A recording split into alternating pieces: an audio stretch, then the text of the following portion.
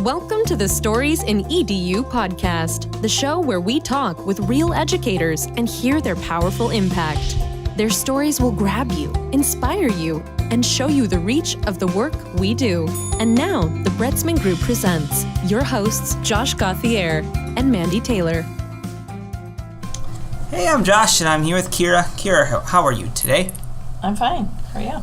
I'm doing great. Kira, can you tell us a little bit about who you are and what you do? Sure. My name is Kira Shockley. I'm a library media specialist. I've been a library media specialist for about 20 years. Wow, 20 years. That's a long time. And have you been mainly in one place, or have you traveled around a bit in your career? I've actually traveled around quite a bit. I got my degree in South Carolina, then I moved to Seattle, Washington for about 5 years, and then I moved to Indiana, and then I moved to Slovenia and Japan, and then I moved back to Wisconsin, and I think that's it. Wow. I think I was counting, and since I know a little bit about your background, you were in the Green Bay School District, now you're in De Pere, so that's 7 different places. That's crazy. So what is one thing, if you can distill it to one thing, that you think has been a good thing about being in all these different places? I think it's actually been great. I mean, it's a little stressful to leave, staffs and students that you've gotten to know, but in general, it's been a good thing because I've seen so many great teachers, so many different teachers, and I've taught K-12. So I've seen the range from K to 12, and I feel like I've learned so much from working from so many different teachers. Yeah, and I have to imagine once you add in some of that international perspective, do you find that things were a bit different in how those teachers approached, or how those schools approached education than in the U.S.? Yeah, in Slovenia I actually mostly taught adults, so that was quite different. But in Japan, I was in the public schools, and I was team teaching with Japanese teachers, and it was extremely different. I would say almost totally different than teaching in the States. So, fascinating. Now, I think this is a loaded question, but in all of those experiences, in all of those places you've been, is there one story that stands out to you that was either the funniest thing that happened or the most impactful thing that happened in any one of those schools? And I guess in my opinion, I would be interested in hearing about the international ones, but I mean, if it was something that happened in Seattle or Green Bay, what's one story that really sticks with you from those 20 years of experience? I guess it's really hard for me to kind of narrow that down, but I can think of something from Japan. The Japanese classroom, just the structure of it is there's students sit at these long tables and they sit in pairs, and they're organized by achievement. So everyone in the classroom knows that the best and highest achieving student is sitting in seat number 1. And then it goes down through the seats so that the lowest achieving student is sitting in seat number 30 or 32 or whatever it is. And they don't have special education, at least in the schools that I worked in. So all the students are in the classroom without any extra support. The only support they get is from their table mate, mostly, the student that's sitting next to them, and from their teacher. So that really caught my attention. And the other thing that really caught my attention, which isn't necessarily educational, but I thought it was really cool, was that the students were food service. So every day, the food truck would come to the school in the assigned classroom. The kids would literally throw on their aprons and their little hats, and they would run out to the food truck, and they'd get the carts of food, and they'd deliver them to the classrooms, and the teachers sat in the classroom and ate with the students. And so it was kind of a really good culture building situation, because they were eating together, and they would say the traditional Thanksgiving for the food, and then after the kids were done eating, they would play games in the classroom. So I really found that really interesting as well. That is interesting. I I've been to a school where they had family-style seating. Now, this is a private school that had it, but it was the same group of students, and each table had a teacher assigned to it. And I think you're right. I think that, we talk a lot on the Stories in EDU team about personalized PD and how one of the big things that works well is like breaking bread with one another and having that fellowship time to just sit and talk in a very comfortable environment. And I think with students, you're alluding to somewhat of the same thing, is that when you can build that culture in your room where you are kind of just hanging out and you do feel safe and comfortable there, I think that probably has a big effect on how a student would feel about their place. I would say in general, and this is a very big generalization, the various classrooms and schools that I was in, the students were very energetic and cheerful. And not only were they the food service staff, they were the custodial staff. And I should have mentioned that. There were no custodians at the school. The students are responsible for cleaning all the classrooms. And in fact, when I was sitting in the teacher room, what we'd call our staff room, the students would come into the staff room and they would sweep around our feet and clean up the classroom. So I found that to be an extremely valuable experience for students as well, because they're caring for their school and they're taking care of their school. Wow.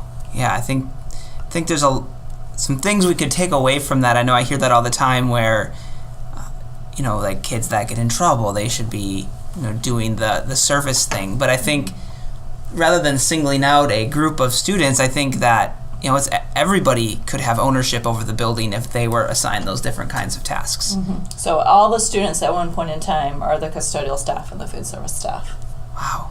Yeah, that's really interesting. And I assume, I don't know when you were in Japan, but I'm guessing that probably is still very similar over there. I would think so. I was there about 10 years ago, and another kind of interesting thing that happened while I was there that I saw on the national news was that they were highlighting the fact that there's a national curriculum in Japan, like countrywide. So they were highlighting the fact that it had been 50 years since the curriculum had been implemented. And I just found that very interesting that was on the nightly news, kind of celebrating the fact that there's this national curriculum and it had been in place for 50 years. Wow. Meanwhile, in the States, we have people continually complain about any chance of nationalizing curriculum around here, which can be a polarizing topic, but that is a very interesting thing when you look at 50 years. I think most of us listening would be like, curriculum for 50 years? Like, whoa, hold on a second. I don't know. I know here in Wisconsin where we're recording, that's about as old as our technology standards were. Well, it was almost 20. So so that's kind of a half joke. But wow. So anything... I just love hearing about the international stuff. Now, I've not traveled internationally very much myself personally, but I always wondered if, we always hear about Europe with different things. When we're trying to compare our country, it's always like to Europe. So whenever it's things like healthcare and education and all of this stuff. The Scandinavian countries. Like the Scandinavian, your Finland and all of that stuff. And sometimes I wonder, when you look at geography, how big of a role that might play. Now, Japan is very compact. It's very small. And the United States is huge, and it's spread out, and you've got so many more rural and so much more distance between people, and I think a lot more subcultures. Yes. So, do you think that when people compare the United States to other countries, that it's sometimes an unfair comparison because it's really apples and bazookas kind of? Very much so, because Japan is, like you said, it's very small, it's isolated, it's an island. Their culture is very monoculture. I mean, there's not a lot of immigrant, you know what I mean, compared to the United States. Obviously, there's just not that number of immigrants that have been integrated into their society. And the same thing in Europe. Those countries are tiny. I mean, they're smaller than, a lot of our states. So it is very strange to me also that we would compare a huge country, such a diverse country like the United States that has so many challenges, to a small European country that probably doesn't have the same challenges that we do. Yeah, I think that's important perspective for us all, instead of just looking at numbers, actually thinking about there's a lot more going on. Now, that doesn't mean we don't have things to work on and improve. Absolutely. Absolutely. I mean, the United States has a lot of challenges, not just in education, obviously, but in the greater societal realm. Neat. So we always have a tradition here on the Stories in EDU podcast where we take some time to play a little of the personalized PD game of stories card game, and we do a little lightning round. So we'll take about a minute and answer a prompt. Are you ready? I'm ready. All right, so here is the prompt I've picked for us today. It says, go on a virtual field trip. Tell a story about how your students experience virtual reality. Did they take virtual college tours, visit a farm with live animals, or enjoy a location related to books they were reading, like a lit trip? Where have you taken students that they could not otherwise go? By the way, you deserve to take a trip there in real life, for sure. I'm just reading the card. That's what it says. Okay. I've done quite a few in my time, but probably one of my favorites was when I was working in the district office at Green Bay Schools, and I'd gotten some grant money to pay for school buses, because the main reason that a lot of students in higher poverty districts can't go on field trips is they can't afford the buses, because the buses are so expensive. So anyway, we got the money for the buses. We had a whole bunch of kids, I can't even remember, a couple hundred kids bus over from their school just to the district office, because we had some very large rooms in the district office where we could accommodate several hundred kids. And so they came in and we had all the microphones set up and, the computers and the large projection screen and all that. And it was the Christmas tree ship. So it was kind of in partnership with the Milwaukee Museum. And so we were kind of in this virtual conversation with the museum and their curators and some of the people from there, and they showed us some of the exhibits in the museum, but then they had these specific activities that they had sent ahead of time, and the children had worked on these activities and they had them with them, and they were able to interact with the curators. It was just really, really fun.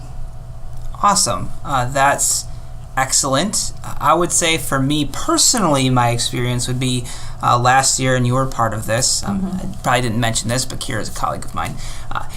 We got this opportunity to borrow phones and Google Cardboard from a local cell phone company, Cellcom, and they allowed us to borrow, I think it was 15 phones or 25 phones or something like that to use with classes, and we had them for 2 weeks. So we could connect with pretty much every class in our school within 2 weeks to come down and do a virtual field trip. And it was really cool to be able to get students pretty much, we did it at the intermediate school, and we also did it at our middle school.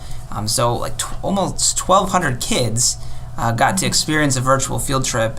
And I just think it really expands what you can do in a classroom. Obviously getting somewhere is way better if you can get there. And we don't want to limit those opportunities, but to be able to take kids to the International Space Station, I'm sorry, but a bus isn't going to take you there. So to be able to put them inside of that and give them a chance to look around, it was just really neat. And I think probably the coolest moment was I got to go up to a high school classroom where a teacher was piloting it. And it was great because you've got these juniors and seniors in high school who are oohing and awing over this. And you just, it kind of brings you back to earth as a teacher, thinking they're kids. They're all kids, and they're all human. And humans, we get excited about stuff like that. And we often, in school, kind of feel like we can't get excited about stuff, but there's lots to be excited about. So, Kira, thanks for taking some time to chat on the Stories in EDU podcast. Sure, it's been my pleasure. All right, and we'll have to have you back again because I'm sure there's a lot of Slovenia stories we did not hear that would be interesting, I'm sure. All right, thank you. All right. Thank you for tuning in to the Stories in EDU podcast. Please be sure to subscribe and leave us a review. Until next time, thanks again.